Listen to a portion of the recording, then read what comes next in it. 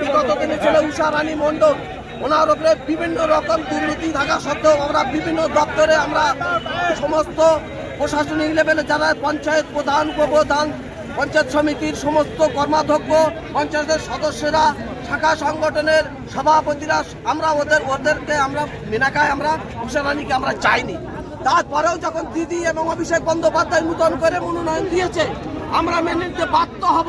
কিন্তু আজকে নূতন করে ঘোষণা দেওয়ার সঙ্গে সঙ্গে আমাদের তৃণমূল কংগ্রেসের একনিষ্ঠ কর্মী হারান মোল্লা এবং মহিপার ভাইকে বিধারক মেরে হসপিটাল করে দিয়েছে।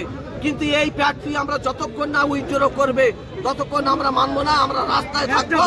একটা ভোট আমরা দেবো না, আমরা গণ ইস্তফা দিতে বাধ্য হবো। আমরা পঞ্চায়েত সমিতির পঞ্চায়েত সদস্যরা যত আছি 96টা পঞ্চায়েত সদস্য, 12টা পঞ্চায়েত সমিতির মেম্বার এবং উপপ্রধান, শাখা সংগঠন সব আমরা সব ইস্তফা দেবো। এই প্রার্থী উইথড্র করতেই হবে। এই প্রার্থী আপনার নাম কি?